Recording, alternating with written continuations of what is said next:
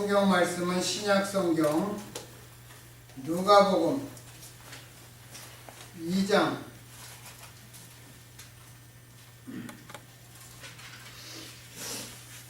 34절 35절입니다. 누가복음 2장 34절 35절 말씀을 읽겠습니다. 시몬이 저희에게 축복하고 그 모친 마리아에게 일러 가로되 보라, 이 아이는 이스라엘 중 많은 사람의 패하고 흥함을 위하여 비방을 받는 표적되기 위하여 세움을 입었고 또 칼이 네 마음을 찌르듯 하리라. 이는 여러 사람의 마음의 생각을 드러내려 함이니라 하더라. 아멘. 오늘 본문 말씀은 당시에 의롭고 경건함이 예수님 오시기 전에 이스라엘의 위로를 간절히 기다리던 시므온이라는 요인이 성전에서 그리스도 보기를 기다리다가 아기 예수를 보고 하나님을 찬송하며 마리아에게 예수께 대하여 한 예언입니다. 예수님 아기 예수를 만나고 난 다음에 시므온이 주제여 이제는 종을 편안히 놓아주시는도다. 그 말이 무엇입니까? 이제 죽어도 된다는 말입니다. 예수님을 기다리면서 죽지를 못하고 만날 때까지 기다렸다는 그러한 이야기입니다. 우리가 예수님을 알려면 무엇을 보아야 합니까? 성경을 보아야 합니다. 본문에서 시므온은 예수님의 가족에게 축복하고 그의 어머니 마리아에게 아기 예수를 가리키며 이스라엘 중 많은 사람을 패하거나 흥하게 하고 비방을 받는 표적이 되기 위하여 세움을 받았다. 이 땅에 오셨다고 그렇게 얘기합니다. 그리고 더 나아가서 칼이 어머니 마리아의 마음을 찌르듯 하리니 이는 예수가 여러 사람의 마음의 생각을 드러내려 함이니라 그렇게 말했습니다. 이 말씀은 예수님께 대한 몇 이야기 중에서 아기 예수께 관계된 참 드물지만 귀한 한 구절입니다. 우리가 예수님의 십자가 사건은 여러 곳에서 자세하게 기록된 것을 볼 수 있습니다. 그런데 예수님의 어린 시절 이야기는 찾기가 힘이 듭니다. 그것은 예수님의 어린 시절에 대한 기록이 거의 없기 때문일 것입니다. 그래서 이게 참 궁금했습니다. 왜 예수님의 어린 시절, 유년 시절, 소년 시절 이야기가 성경에 별로 없을까? 우리가 어떤 사람이 일대기를 기록할 때 가장 먼저 만들어지는 게 그의 노년의 삶이고 가장 나중에 만들어지는 게 바로 출생과 어린 시절의 이야기입니다. 어떤 사람이 살다가 죽은 경우에 사람들이 그 죽은 사람에 대해 이야기를 하거나 기록을 남길 때 가장 먼저 하는 이야기는 무엇입니까? 죽기 몇 년 전에 참으로 고생을 많이 하셨지. 인생의 말년에는 무엇을 어떻게 했고 이분이 남긴 업적은 무엇인지 그것을 가장 먼저 이야기합니다. 그리고 나서 점점 젊은 시절로 옮겨가는 것입니다. 어떤 사람의 일생에서 가장 소상하게 아는 부분이 노년의 이야기이고 가장 모르는 부분이 어릴 때의 모습입니다. 우리 자식들도 나중에 우리를 기억할 때 우리의 노년의 부분을 가장 많이 기억할 것입니다. 그들은 우리의 어린 시절 부분은 모르니까 별로 기억할 만한 것이 없을 것입니다. 인간의 역사도 마찬가지입니다. 우리가 고대의 구석기, 신석기 시대로부터 중세시대와 근현대사를 배우는데 가장 분량이 많은 것이 근현대사이고 가장 적게 다루는 부분이 고대사입니다. 왜 그렇습니까? 고대 시대에 대한 기록과 흔적이 가장 적기 때문입니다. 현대로 올수록 기록과 흔적이 많아 배워야 할 것이 많습니다. 그래서 이제 여기 고등학교 가면 역사를 배우잖아요. 월드 히스토리를 배우고 그 다음에 US 히스토리를 배웁니다. US 히스토리가 아이들이 참 어려워합니다.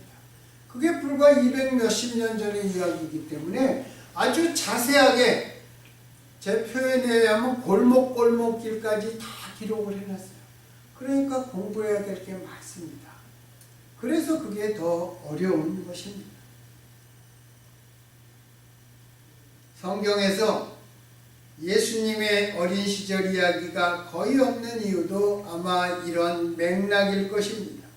제자들은 예수님이 십자가에 달리시기 전 그들과 함께 공생의 3년의 기간은 어떻게 했습니까? 함께 살았습니다.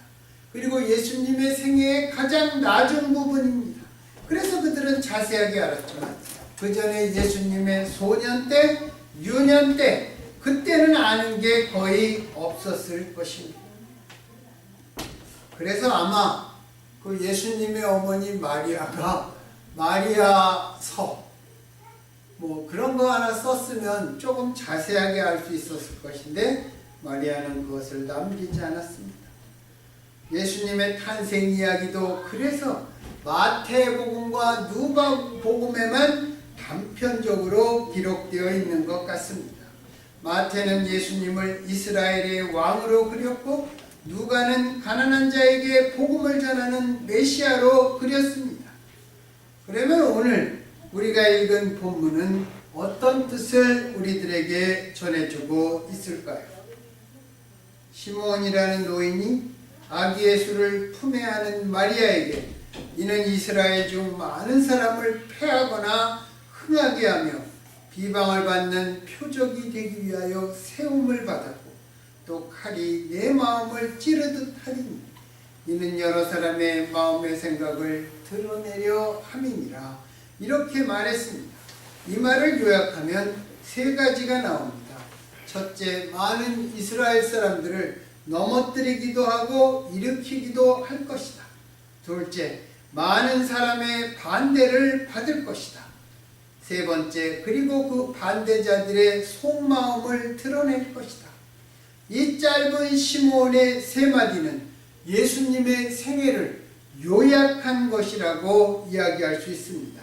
시므온은 예수님이 어린 아기였을 때 한 것이니까 앞으로 이 아기가 이렇게 사실 것이다 라고 예언을 하였고 누가가 이것을 기록한 것은 예수님 돌아가시고 난 다음이니까 예수님께서 이렇게 사셨다고 예수님의 한평생을 정리한 것이 되는 것입니다. 시므온은 예언을 했고 누가는 정리를 한 것입니다. 시므온의 이스라엘 중 많은 사람을 패하거나 흥하게 할 것이다. 이 말은 무엇입니까? 어떤 사람은 넘어지고 어떤 사람은 일어선다는 뜻입니다. 넘어진 이스라엘 사람들은 누구고 일어선 이스라엘 사람들은 누구입니까? 넘어진 사람들은 어떻게 넘어지고 일어선 사람들은 어떻게 일어설 수 있었습니까? 넘어져 있는 사람들은 이미 넘어져 있으니까 다시 넘어질 수 없는 것입니다. 넘어진 사람들은 서 있으니까 넘어질 수 있었던 것입니다. 사도 바울은 나중에 이미 서 있다고 생각한 사람들은 넘어질까 조심하라. 그래서 자기의 사도 바울 서신에서 그렇게 말했습니다. 반대로 일어선 사람들은 이미 넘어져 있었으니까 일어설 수 있었던 것입니다. 그러니까 예수님은 이스라엘 사람들 가운데 서 있던 사람들은 넘어뜨리고 넘어져 있던 사람들은 일으켜 세우셨다는 것입니다. 중요한 포인트가 무엇입니까?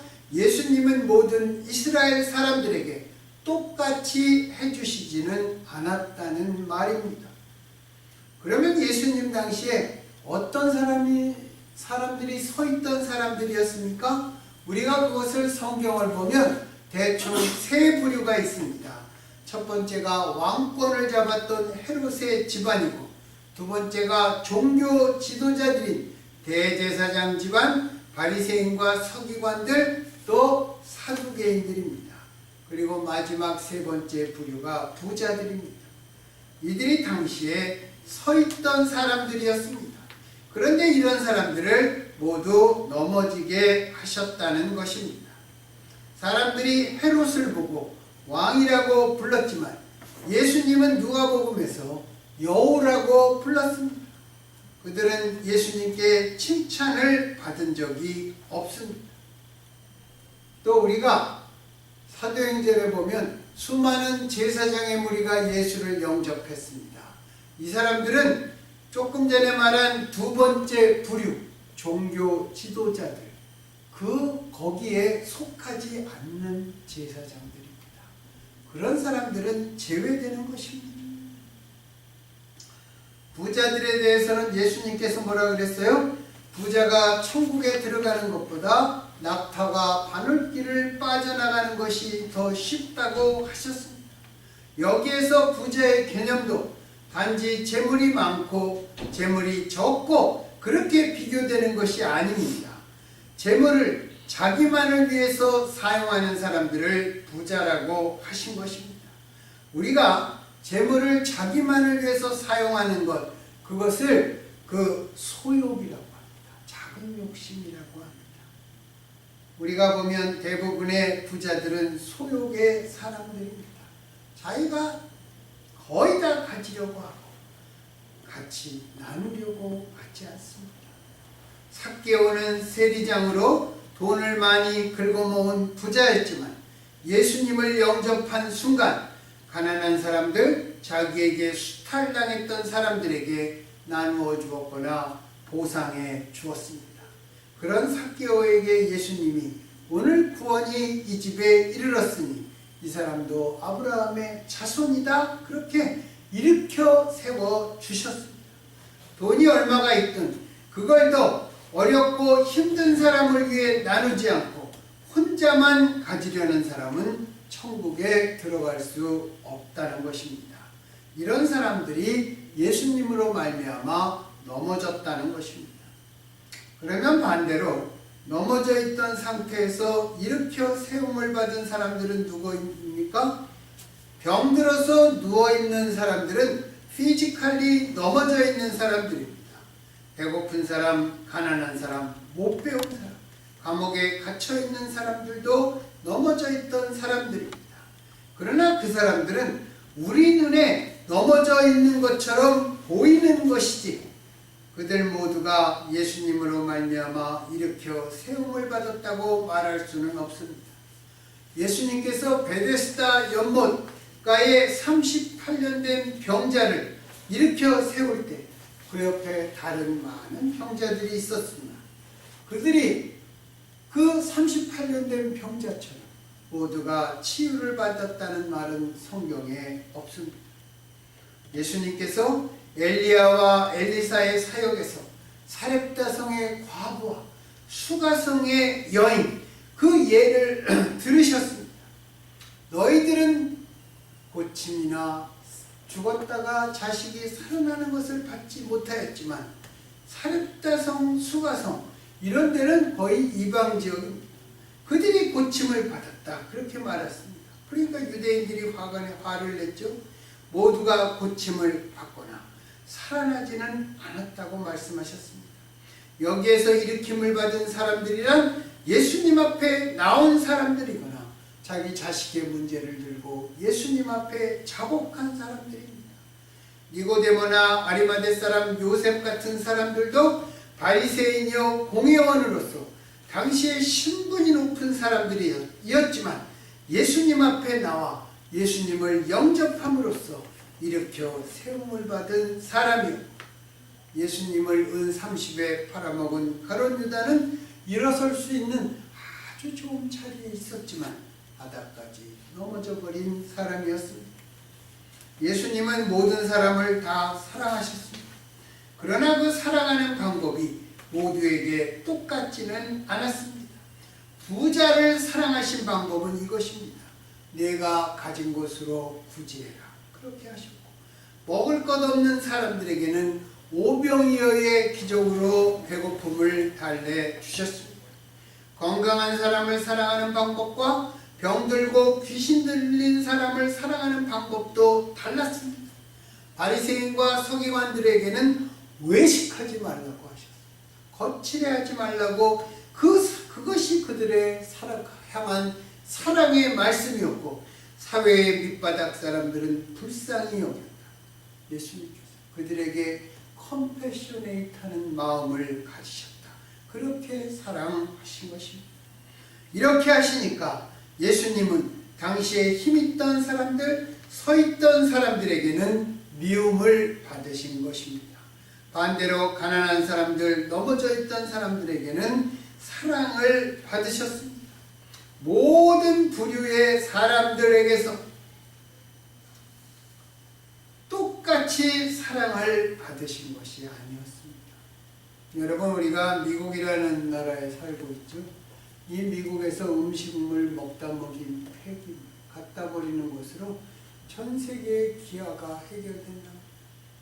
우리가 이 말에 대해서 앞으로 주님 앞에 책임을 물으실 것이라고 생각합니다. 저는 먹는 거 좋아하니까 저는 특별히 더 많이 물으시겠지만 우리가 정말 예수를 몰랐던 시절에 그 예전에 우리 부모님들 먹을 거를 남아서 버릴 때 그렇게 말씀하셨습니다. 죄가 된다. 먹을 버리면서 아유 이것도 죄다. 그렇게 말씀하시면서 어쩔 수 없이 버렸어요.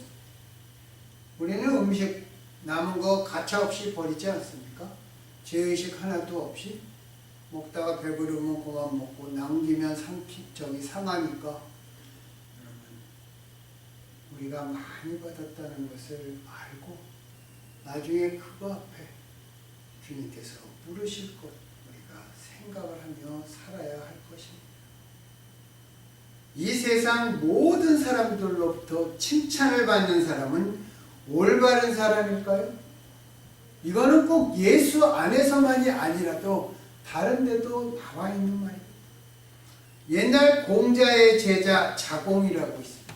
공자를 이렇게 뒤집으면 자공입니다. 아마 자공이 공자의 제가 정확히는 모르겠는데 아끼는 제자는 분명했고 수제자였나 아니나 그거는 조금 제가 좀 왔다 갔다 합니다. 자공이 스승에게 이렇게 물었습니다. 어떤 사람을 마을 사람들이 모두 좋은 사람이라고 합니다. 어떻습니까? 그렇게 묻자 공자가 안 된다. 그렇게 말했습니다. 그러면 어떤 사람이 마을 사람들에게 모두 미움을 받습니다. 그것은 어떻습니까? 그것도 안 된다. 그랬습니다. 그러면서 공자가 착한 사람들이 그를 좋아하고 악한 사람들은 그를 미워해야 한다. 그렇게 가르쳤습니다. 성현들도 그 점을 자기가 깨우쳐서 제자들에게 가르친 것입니다. 그처럼 예수님은 많은 사람들의 반대를 받는 표적이 되신 것입니다. 누가 예수님을 대적하고 비방했습니까? 당시에 서 있던 사람들, 기득권층, 정치와 종교와 경제에 많은 특권을 누렸던 사람들이 예수님을 미워하고 반대했습니다. 왜 미워했습니까?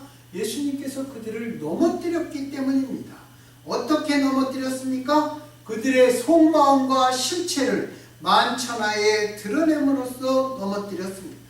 겉으로는 아주 그럴듯하게 꾸미고 말이나 처신도 번드러하게 꾸미지만 그 속생각이 얼마나 치졸하고 이기적인 것인지 그것을 드러내셨습니다. 이 속마음을 드러내신다는 말씀 앞에 제가 참 두렵고 떨립니다. 제가 이런 생각을 가끔 한 번씩 몇 달에 한 번씩 해보는데 제 속에 있는 생각과 제가 하는 짓을 다 드러내면 아마 얼굴을 들고 살아갈 수 없을 것입니다. 그럴 때마다 내 마음의 구석구석까지 예수님이 주인 노릇하게 그렇게 모시고 살아가야 하겠다. 그런 생각을 해보면서 정말 이사야서에 하나님께서 말씀하신 너희들의 진홍 같은 죄, 주홍 같은 죄가 흰눈과 같이 양털과 같이 내가 깨끗하게 씻어줄 것이다. 그 말씀 앞에 참으로 감사합니다. 정말 감사해요. 내가 너희들의 죄를 내 등 뒤에 던졌노라. 너희들의 죄를 도말했노라. 너희들의 죄를 내가 잊었노라. 참으로 내가 그 은혜에 감사합니다.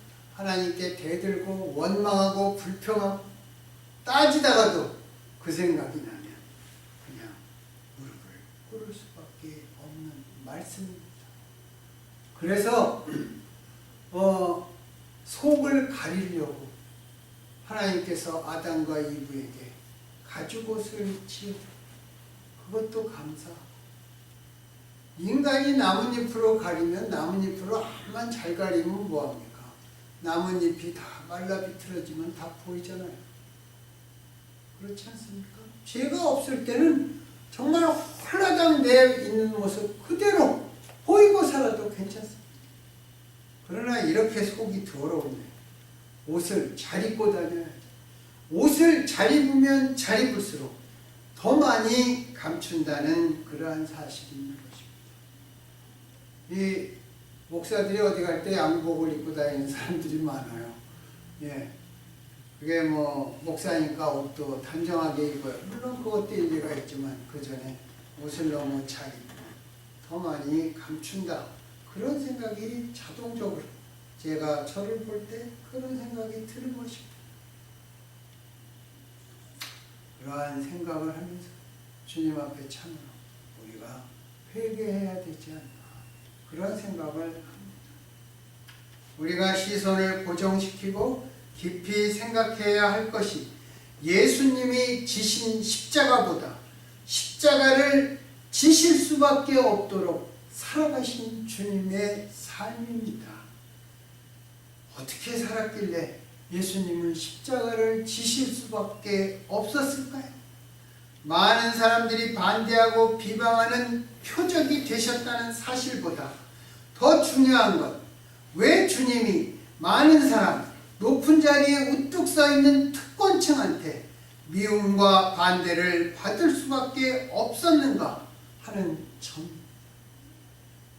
어떻게 사셨기에, 도대체 그들에게 무슨 말을 하시고 어떻게 대했기에 그들의 믿음을 샀는지, 이 종려주일 예루살렘에 들어갔을 때는 더 이상 돌이킬 만한 다른 길이 없었는지, 그 점을 우리가 눈여겨보고 배워서 우리도 그렇게 살고자 애써야 할 것입니다. 우리가 예수님께서 사신 것처럼 산다면 주님이 미움과 사랑을 함께 받으셨듯이 우리도 한편으로는 사랑을 받고 또 다른 한편으로는 미움을 받게 될 것입니다. 세상에 어둡고 악하고 그릇된 세력에 미움을 받지 않는 교회, 미움을 받지 않는 목사, 미움을 받지 않는 크리스찬은 예수님이 사셨던 그 삶을 살지 못하고 있음을 스스로 증명하는 것입니다. 오늘은 예수님께서 예루살렘에 죽기 위해서 입성하신 종려주일입니다. 당시의 어두움은 세력이 강했고 빛은 약했습니다. 당신의 희생을 통해서 어두움을 패배시키고 빛의 세상을 세우기 위해 십자가의 길을 가신 것입니다. 그 걸음마다 우리를 따라오라고 빛의 발자국을 남겨주시는 것입니다. 그것이 주님의 사랑과 주님의 희생인 것입니다. 사랑과 미움을 동시에 받으셨던 주님의 삶을 1년에 한 번쯤 깊이 생각해보는 이 종려주일과 고난주간이 되기를 우리 주 예수 그리스도의 이름으로 축원합니다. 기도하겠습니다.